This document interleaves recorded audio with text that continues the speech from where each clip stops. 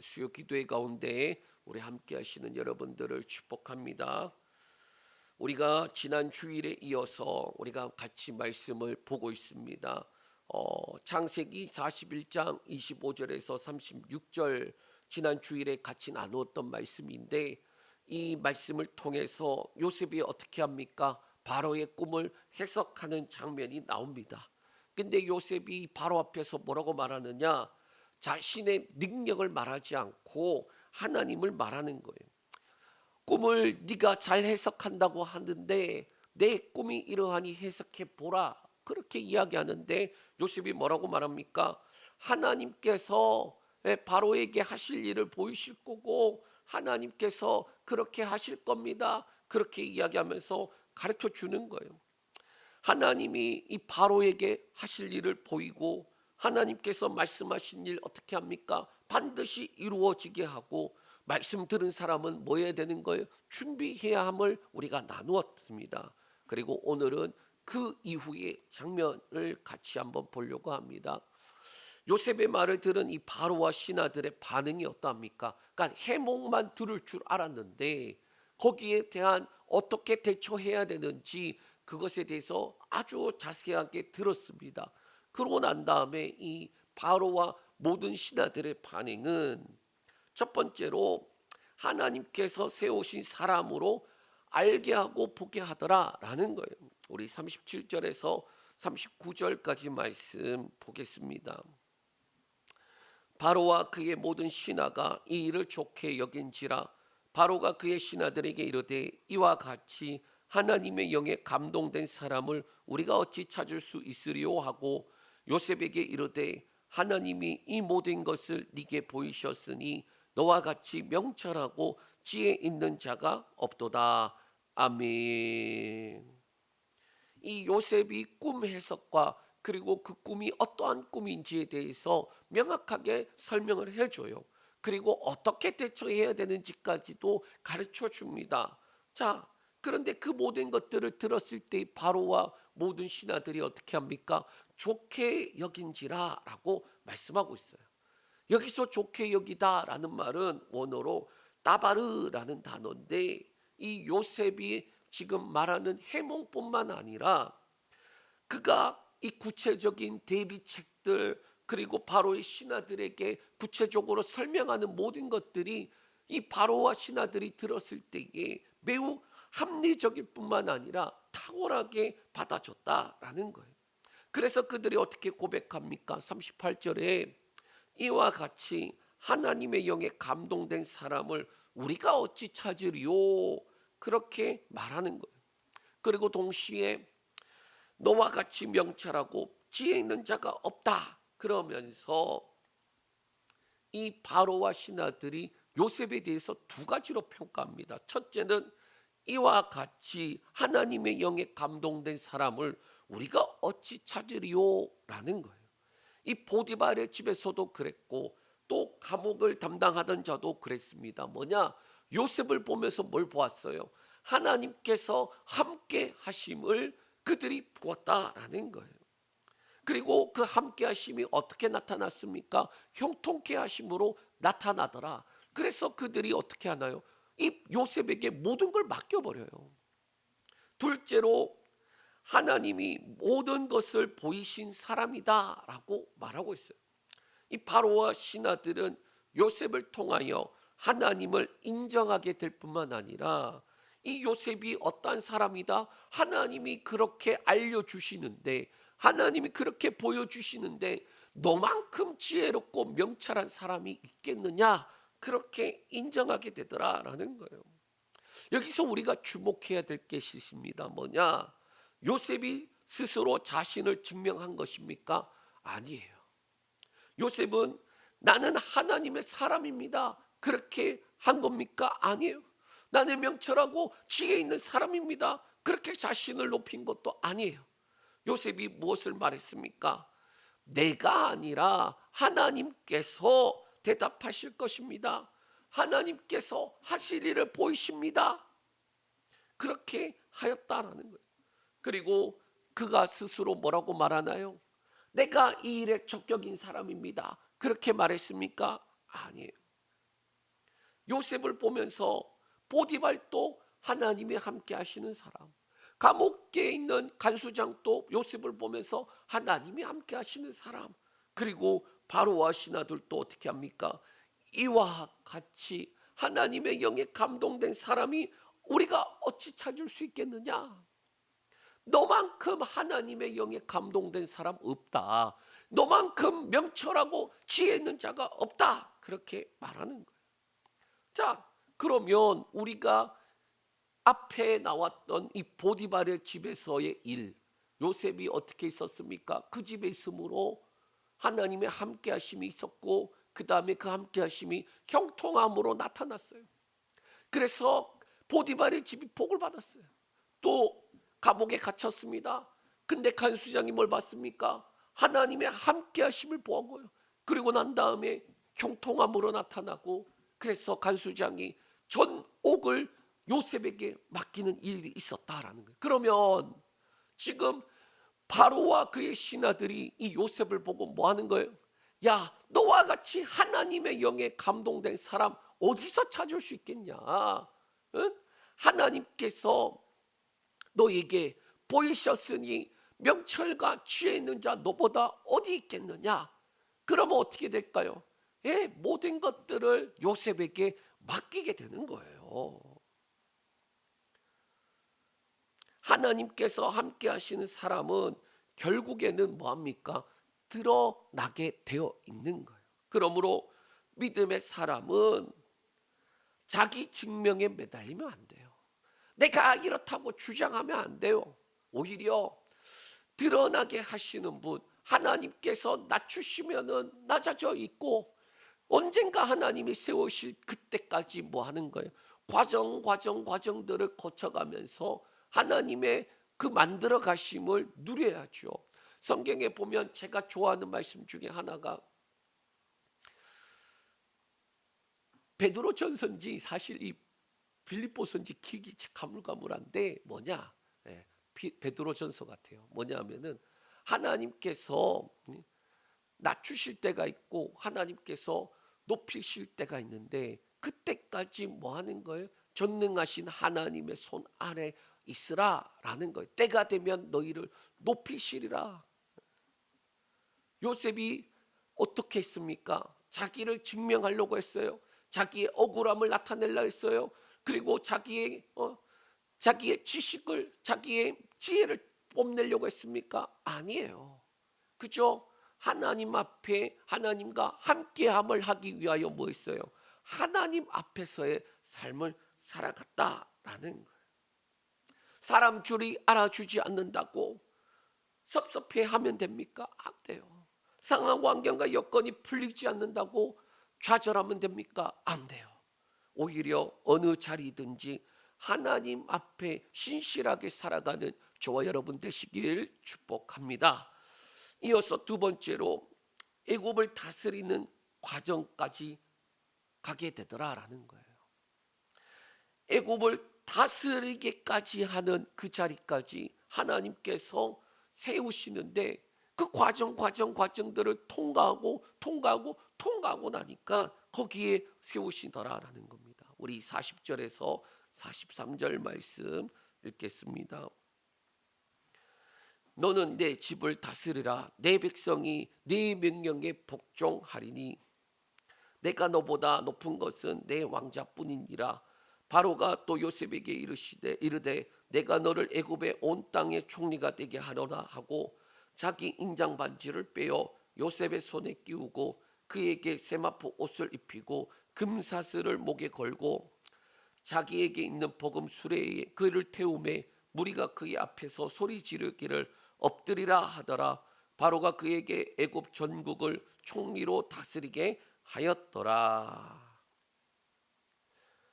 갑자기 요셉이 총리가 되었나요? 아니에요. 엄청난 과정의 시간들이 있었다라는 거예요. 그리고 마침내 바로가 요셉을 향하여 하나님의 영에 감동된 사람, 하나님께서 보여줬기 때문에 너만큼 명철과 지혜 있는 사람이 없다, 그렇게 인정하는 데까지 요셉의 시간들이 있었다라는 거예요. 요셉의 시간들이 그 시간들이 쌓이고 쌓이고 쌓여가는 과정들이 있었다라는 거예요. 그러고 나니까 바로는 요셉에게 엄청난 권위를 줍니다. 40절에 보면 내 집을 다스리라. 내 백성을 다 네 명령에 복종한다. 내가 너보다 높은 것은 내 왕자뿐이다. 그렇게 이야기하는 거예요. 바로 다음에 있는 사람이 바로 요셉이다라는 거예요. 절대 권력을 가진 자다라고 그렇게 이야기를 해주는 겁니다. 한 가정의 총무도 아니고 한 감옥의 관리도 아니고 애굽이라는 나라 그 전체에서 다스리고 명령하고 그리고 높은 자리에 앉은 그러한 상황인 거예요. 자, 이 장면들을 우리가 자세히 보면은 이렇습니다. 지금은 바로가 요셉에게 이야기해주고 그 다음에 실질적으로 총리라는 직책을 줘서 임명을 하고 그러고 난 다음에 42절에는 뭡니까? 위임식, 그 취임식을 그렇게 하고 그러고 난 다음에 43절에는 공포하는 그러한 과정으로 가고 있다라는 거예요. 애굽의 온 땅 위에 너를 두었다. 이게 총리로 세웠다라는 말입니다. 그리고 애굽의 이 모든 것들을 다스리고 명령하고 그렇게 할 수 있는데 그런데 바로와의 차이가 뭡니까? 나의 왕자 그것 빼고 네가 모든 것들을 다 할 수 있다라고 이야기를 해주는 거예요. 이게 자세히 살펴보면은 내각도 다스리고 바깥에 있는 실질적으로 대비하는 일들도 할 수 있게끔 그렇게 바로가 세워주고 있어요. 그리고 42절에는 이 일들을 행할 수 있는 물품인 인장반지와 세마포 옷 그리고 금사슬을 목에 걷어주고 버금 수레를 주어줍니다. 이 장면 취임식이라 했어요. 많은 이들이 보는 앞에서 바로가 인장반지를 줍니다. 세마포 옷을 입힙니다. 그리고 금사슬을 걸어주고 복음 수레를 주는데 이 인장반지는 뭐 하는 거예요? 도장이에요. 도장. 왕의 이름으로 칙령을 내릴 수 있는 도장이에요. 그리고 세마포 옷은 뭐냐? 고급 옷으로서 고관이나 제사장들만 입을 수 있었다라는 거예요. 요셉의 신분이 죄수에서 지금 최고 통치자로 완전히 변화되었음을 나타내고 있는 겁니다. 그래서 우리가 이전에 한번 그런 이야기 했었죠. 요셉의 옷의 변화만 보도 우리가 알 수 있다고. 처음에 채색 옷을 입었습니다. 아버지의 편애를 받고 있는 아들이죠. 그리고 난 다음에 그 옷이 벗겨지고 난 다음에는 종이 되었습니다. 근데 그 종이 되었던 요셉이 어떻게 되나요? 가정 총무가 되면서 또 다른 옷을 가지게 되는 거예요. 종인데 가장 종 중에서 높은, 그러나 그 옷도 어떻게 됩니까? 보디발 아내의 유혹 때문에 하나님 앞에서 내가 어찌 죄를 범하리요. 그래서 그가 그 유혹을 뿌리치고 나갈 때에 옷을 버려두고 나가는데 그 옷이 어떻게 됩니까? 억울한 누명을 쓰는 단서가 돼버려요. 그러고 난 다음에 이 종의 옷을 벗겨버려서 죄수로 억울하게 들어가게 됩니다. 죄수의 복을 입었어요. 그리고 이제 그 죄수의 복을 벗기고 어떻게 되나요? 고위 관리의 복을 입게 되더라라는 거. 자, 그리고 난 다음에 이 요셉에게 이름을 줍니다. 어떠한 이름을 줍니까? 요셉에게 채색 옷도 주고, 아니지, 그거는 이전의 일이지. 요셉이 그렇게 변화하는 과정 속에 옷이 있었다라는 거고, 그러고 난 다음에 금사슬을 주는데 이 존귀한 명예와 권세의 상징으로서 주는 거예요. 이게 제가 말씀을 보면서 그런 생각이 들었습니다. 금사슬을 걸어 주었을 때에 갑자기 올림픽 선수, 금메달 따는 선수가 떠오르는 거예요. 짧게는 4년, 길게는 평생의 선수의 시간들을 통틀어서 열매 맺어서 나온 게 금메달이잖아요. 땀의 과정, 그리고 노력의 과정, 모든 것들이 어떻게 되는 겁니까? 금메달로 인정이 되는 거예요. 그 시간들이 모여서 1등으로서 나온 것이 바로 그 금사슬과 같은 거예요.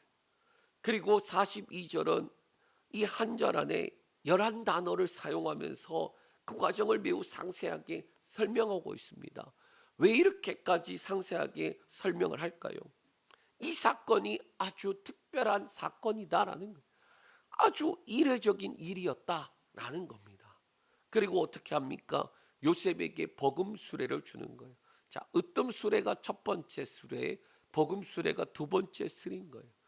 우리가 군대에 다녀온 사람들은 알 겁니다. 뭐냐? 1호차가 있고 2호차가 있고 3호차도 있고 그래요. 근데 이게 뭐냐? 1호차는 그 부대 안에서 최고 지도자야, 주의자에게 주어지는 차. 그래서 멀리서 보면 어떻게 되느냐? 저기에 숫자만 보는 거예요. 밑에 똑같은 레토나인데 근데 밑에 숫자 보면서 저게 1호차구나 2호차구나 그렇게 아는 거예요. 자, 요셉은 뭔가요? 2호차를 타고 순회를 했다라는 거예요. 애굽 전체에서 두 번째. 그리고 난 다음에 어떻게 합니까? 사람들에게 엎드려라. 요셉의 고디를 세워주면서 그리고 요셉을 인정하게 만들더라라는 거예요. 자, 이어서 세 번째로 요셉의 높아짐은 성공이 아니라 함께하심의 증명이다라는 거예요. 그렇게 높이 올라간 이유가 뭐냐? 하나님의 함께하심을 나타내기 위해서다. 우리 44절에서 45절 읽겠습니다. 바로가 요셉에게 이르되 나는 바로라. 애굽 온 땅에서 네 허락이 없이는 수족을 눌릴 자가 없으리라 하고 그가 요셉의 이름을 사브낫 바네아라고 하고 또 온의 제사장 보디베라의 딸 아스낫을 그에게 주어 아내로 삼게 하니라. 요셉이 나가 애굽의 온 땅을 순찰하니라. 바로가 요셉에게 약속을 합니다. 바로가는 말의 무게가 이 또 힘만큼 얼마나 큰지 나타내는데 그게 뭐냐? 애굽 온 땅에서 너의 허락 없이는 수족을 늘릴 자가 없을 것이다. 내가 너한테 준 권한이 이 정도 되는 권한이야. 네가 하고 싶은 대로 해라. 그리고 그 네가 하고 싶은 것이 하나님께서 보여줘서 준비하라는 것인데 그 일에 전념해라 라는 거예요. 그리고 난 다음에 바로가 요셉에게 이름을 주어지는데 그 이름이 뭐냐? 사브낫 바네아라는 거예요. 이 이름에 대해서 학자들이 여러 가지 의견들이 있습니다. 이 바네아라는 말이 애굽어로 생명을 뜻하는 말인데 문제는 이 앞에 나오는 사브낫이라는 단어가 의미가 분명하지 않기 때문에 그래서 생명의 유지물, 땅의 양식이 생명이다. 생명의 구원자 그렇게 해석된다라는 거예요. 어떻게 보면은 지금 풍년이 들기도 전의 일인데 이 바로는 요셉의 말을 듣고 확실하게 이가 하나님께서 우리에게 구원자로 준 사람이다. 문제와 어려움 그리고 완전히 망할 그때를 대비하여서 준비하게 하시는 사람이다. 곡식을 고도에 들어서 저장케 하는 사람이다. 뭐 그러한 의미를 가지게 되는 거예요. 그리고 또 다른 해석으로는 그 이름이 제왕적인 애굽식 이름이 아닐까 그렇게 추측하는 사람도 있어요. 예를 들면 이런 겁니다. 우리가 이제 조선시대 왕들 보면은 원래 두자잖아요. 외자죠. 정확하게는 성이 이시고 그 다음에 뒤에 나오는 게 뭐냐 따라서 우리가 그 왕의 이름이고 그리고 난 다음에 죽으면은 이제 그 왕에다가 이제 그 뭐라 그러죠? 뭐 예를 들면은 이제 세종 이런 식으로 해서 그렇게 붙여주는 건데 이 지금 사브낫 바네아 이 요셉의 이름 자체가 애굽 사람들 중에서도 고위층 그 중에 왕족들 뭐 그런 사람들이 쓰는 이름과 비슷한 형식을 가지고 있지 않나. 그래서 종이고 죄수인 요셉이 노열 패밀리가 된 것이나 다름이 없다. 그렇게 해석하는 사람들도 있어요. 그러니까 이름이 가지고 있는 그 의미들이 분명히 바로가 지어줬기 때문에 이 두 가지를 가지고 있다라는 것을 추측할 수 있어요. 그리고 동시에 오네 제사장 이 보디베라의 딸 아스닷을 주어서 결혼을 시킵니다. 애굽의 최상류층 가문과 결속시키면서 요셉의 신분을 합법화하고 든든한 정치적 입지를 가질 수 있도록 그렇게 하는 거예요. 그러니까 바로가 왜 이렇게까지 할까? 저는 그 생각을 계속하게 되었습니다. 바로가 지금 뭔가 확정이 된 게 하나도 없는데 그저 꿈을 꿨는데 그 꿈의 내용이 너무나 충격적이어서 이거 어떤 일이 일어날까 거기에 대해서 해석할 사람이 없었을 뿐인데 요셉이 나와서 해몽도 해주고 그 다음에 어떻게 대처해야 되는지 알려줬는데 그런데 그게 그렇게 될 거라고 어떻게 바로가 확신을 했을까? 요셉을 보면서 확신하지 않았을까? 저는 그렇게 추측을 해봅니다. 그러니 요셉에게 이 사람이 말하는 것이 진실이다라고 그렇게 느낄 뿐만 아니라 이 사람이 하나님이 함께 하시는 사람이구나. 하나님께서 정말 지혜를 주신 사람이구나. 하나님의 영에 충만한 사람이구나. 그러니 그가 하는 모든 일에 내가 지지해 줘야지. 그가 하나님의 일을 행할 수 있도록 내가 힘을 써줘야지. 아마도 바로는 그렇게 하지 않았을까. 그래서 요셉이 드디어 총리가 되어서 전국을 돌아다니면서 순찰을 합니다. 요셉은 이제 애굽의 모든 사람들 위에 바로 밑에 이인자가 되어서 그가 말 한마디 하면은 수족들은 다 따라 움직여야 되는 그러한 위치까지 세워졌다라는 거예요. 자, 그런데 여기서 우리가 조심해야 될 것이 있습니다. 이 장면을 보고 단순하게 요셉이 성공했다, 요셉이 인생 역전했다, 그렇게 보면 안 된다라는 거예요. 물론 요셉의 신분은 바뀌었습니다. 죄수였던 사람이 총리가 되었어요. 감옥에 있던 사람이 복음 수레를 타고 다니게 되었습니다. 사람들 앞에 낮아졌던 사람이 애굽 전체 위에 높아지게 되는 사람이 되었다라는 거예요. 그러나 성경이 보여주려고 하는 핵심은 뭐냐? 요셉의 출세가 아니다라는 거예요. 하나님께서 요셉과 함께 하심이 애굽 전체에 공개적으로 나타난 사건이다라는 거예요. 요셉이 보디발의 집에서도 하나님의 사람이었어요. 감옥에서도 하나님의 사람이었어요. 바로 앞에서도 하나님의 사람이었습니다. 그리고 총리가 된 자리에서도 하나님의 사람으로 있는 거예요. 자리는 바뀌었지만 요셉의 중심은 바뀌지 않는 거예요. 옷은 바뀌었지만 요셉이 붙들고 있는 하나님은 바뀌지 않는다라는 거예요. 채색 옷을 입었을 때도, 종의 옷을 입었을 때도, 죄수의 옷을 입었을 때도, 총리의 옷을 입었을 때에도 하나님은 요셉과 함께 하셨다라는 거예요. 그리고 중요한 것은 어떤 옷을 입느냐가 아니라 중요한 것은 내가 어느 자리에 있든지 간에 하나님 앞에서 살아가고 있느냐라는 거예요.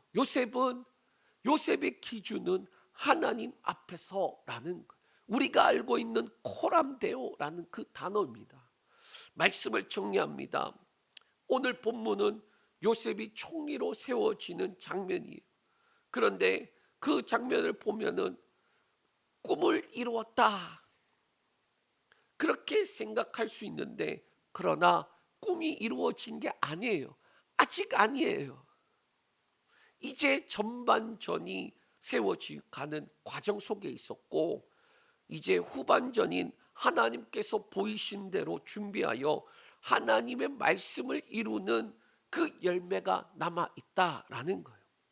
우리가 알고 있듯이 요셉의 과정은 어떠합니까? 채색 옷을 입었을 때에는 야곱의 아들, 모든 형제들로부터 어떻게 미움을 받았지만 그러나 아버지의 사랑을 독차지하던 아들, 옷이 벗겨져서 보디발의 집에 종으로 팔렸을 땐 어땠습니까?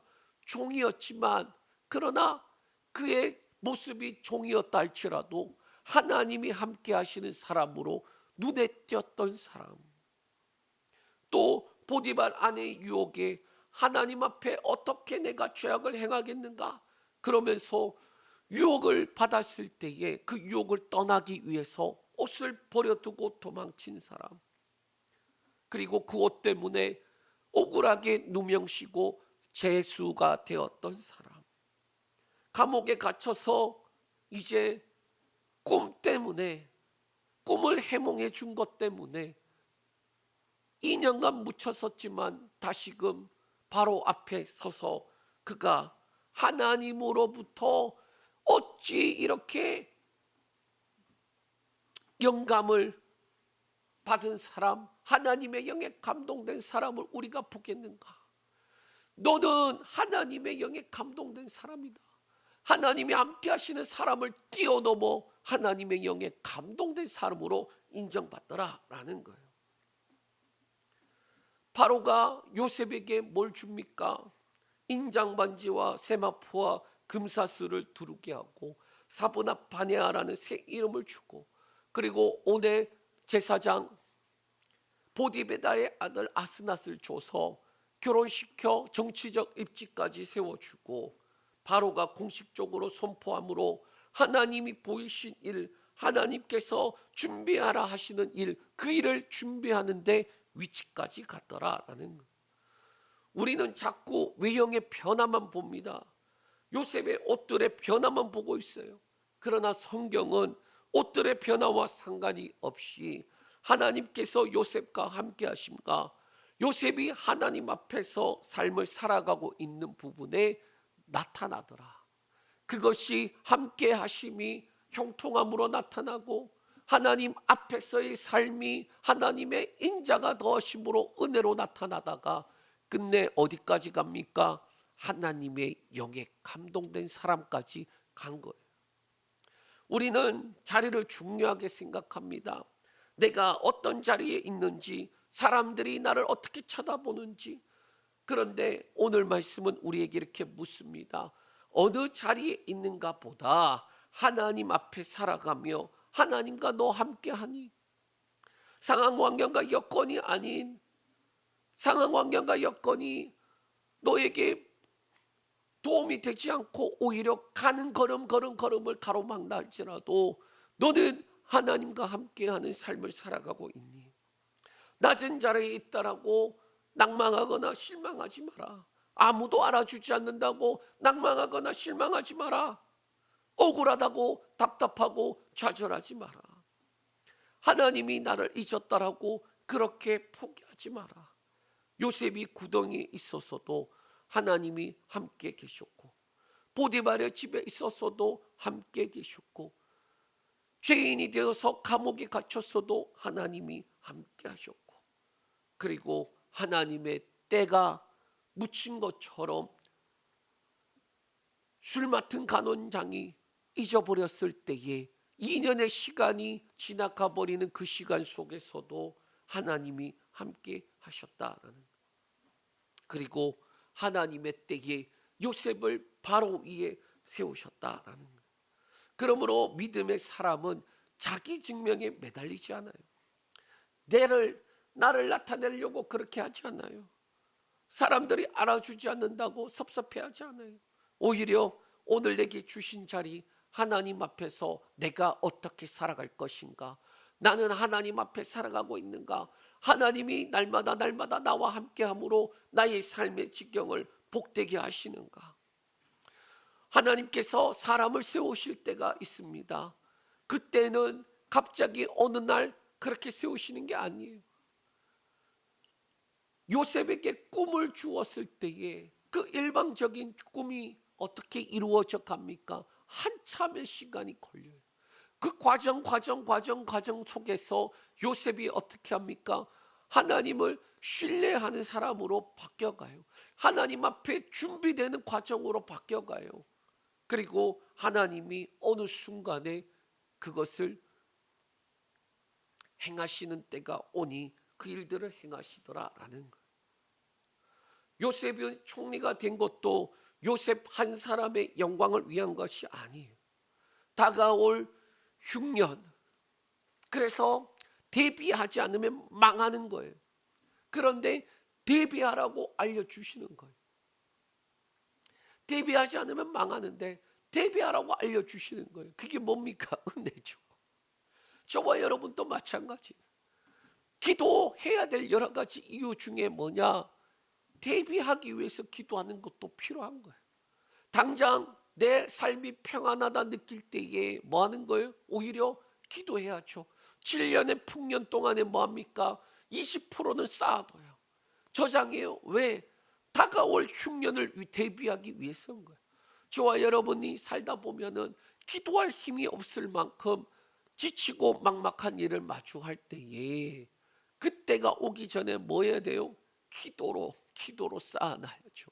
하나님 앞에서 하나님과 함께하는 삶을 어떻게 보면 부단히 훈련해야죠. 하나님께서 세우시는 그날이 언제가 될지 모르겠지만 그러나 그때가 오기 전까지 뭐 하는 거예요?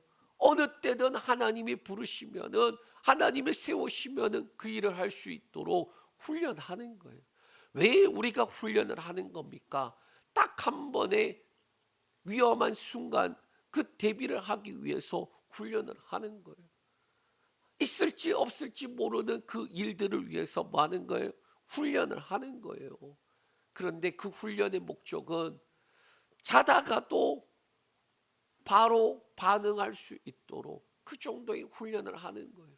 저와 여러분이 하나님 앞에서 살아가되 바로가 요셉을 보면서 야, 너와 같이 하나님의 영에 감동된 사람이 없다. 하나님과 함께하는 사람, 하나님의 인자를 더하여 주시는 사람, 더 나아가 하나님의 영에 감동된 사람까지 나아가는 저와 여러분들 되시길 축복합니다. 기도합니다.